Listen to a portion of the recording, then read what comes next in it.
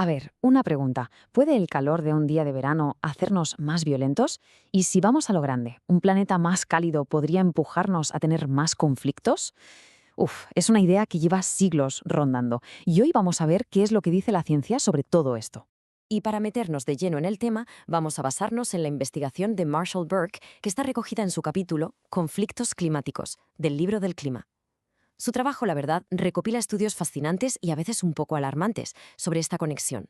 Para empezar a entender todo este lío, lo primero es enfrentarse a una paradoja bastante sorprendente, una que tiene que ver con la violencia en nuestro mundo hoy en día.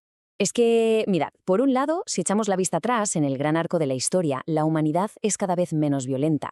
Las grandes guerras entre potencias son raras, muchos tipos de crímenes violentos han bajado, pero, al mismo tiempo, y aquí viene lo raro, el número de conflictos armados organizados en el mundo no para de subir. ¿Cómo puede ser? Este gráfico del Uppsala Conflict Data Program lo deja clarísimo. Nos enseña los conflictos armados estatales desde 1946. Y bueno, después de un tiempo de relativa calma, la tendencia en los últimos años es, bueno, ascendente a más no poder. Se están alcanzando picos que no veíamos en décadas. Entonces, ¿qué pinta el clima en todo este aumento de conflictos? Pues a ver, la sospecha de que el calor nos altera no es para nada nueva, ¿eh? Es una idea casi tan antigua como nuestra propia historia. Es que esta conexión la hemos visto siempre, desde la literatura hasta la historia. En Romeo y Julieta, Benvolio avisa del calor del día, se teme una pelea y al final la tragedia ocurre.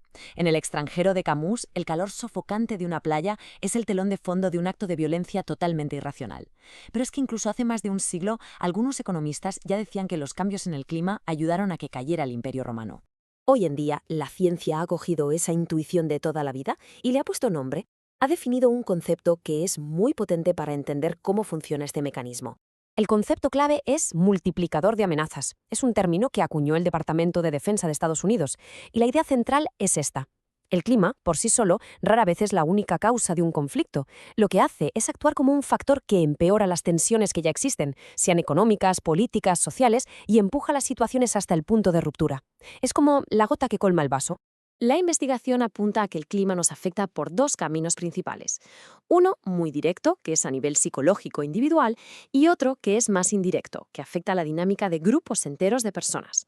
A nivel individual es casi fisiológico. Hay estudios de laboratorio que demuestran que cuando sube la temperatura nos volvemos más irritables, más agresivos. Y claro, esto no se queda en el laboratorio, ¿eh? Se ve en la calle. Más agresividad al volante, más violencia en los deportes e incluso un aumento de crímenes violentos, desde asaltos hasta asesinatos. Y luego a nivel de grupo el impacto es más indirecto, pero igual de potente. Imagina una sequía extrema o una inundación que destroza las cosechas. Eso genera escasez, hace que la gente se tenga que ir y crea unas tensiones que pueden acabar en disturbios, violencia entre bandas o, en el peor de los casos, una guerra civil. Vale, todo esto suena lógico, ¿verdad? Pero, ¿qué dicen los números? Vamos a pasar de la teoría a la evidencia, a los datos puros y duros. Porque aquí es donde la cosa se pone seria. Una cosa es que dos cosas pasen a la vez y otra muy distinta es demostrar que una causa la otra. Así que, ¿qué nos dicen los estudios más rigurosos sobre esto? Pues empecemos por lo individual. Este primer gráfico, que se centra en Estados Unidos, muestra una relación directa. Cuando la temperatura local sube por encima de lo normal, los delitos violentos individuales también suben.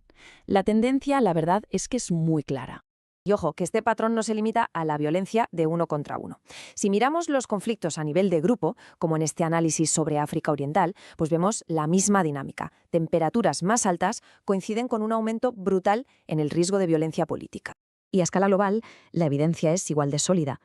Este gráfico relaciona los eventos del Niño, ese calentamiento del Océano Pacífico que nos suena a todos, con el riesgo de guerra civil en todas las zonas tropicales. Y el resultado es el mismo. Cuando el océano se calienta, el riesgo de conflicto en tierra aumenta. Y entonces, ¿cuál es el resumen de todo esto? Pues un metaanálisis, que es un estudio de muchísimos estudios, llega a una conclusión que la verdad es impactante. Por cada grado centígrado que sube la temperatura, el riesgo de un conflicto grupal aumenta entre un 10 y un 20%. Es que es una barbaridad, si nos paramos a pensarlo. A ver, estos datos son, como mínimo, preocupantes. Pero la parte más importante de toda esta investigación no es la advertencia, sino el recordatorio de que podemos actuar. El clima no tiene por qué ser nuestro destino. Y esta es la frase clave de todo el análisis, directa del autor, de Marshall Burke. El clima no es el destino. El futuro no está escrito.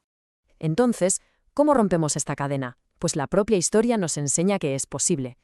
Hay sociedades que antes eran extremadamente violentas y que hoy viven en paz. La investigación también nos da pistas muy concretas. Por ejemplo, fortalecer las redes de seguridad social para que las comunidades puedan aguantar los golpes económicos de un evento climático. Y, sobre todo, invertir en la adaptación de las regiones más vulnerables. Al final, el mensaje está claro. Los datos nos enseñan que hay una tendencia peligrosa que el cambio climático está haciendo más fuerte, pero la historia nos demuestra que no estamos condenados a seguirla. Así que la pregunta final no es qué nos va a traer el clima, sino qué futuro vamos a elegir construir nosotros en él. Gracias por habernos acompañado.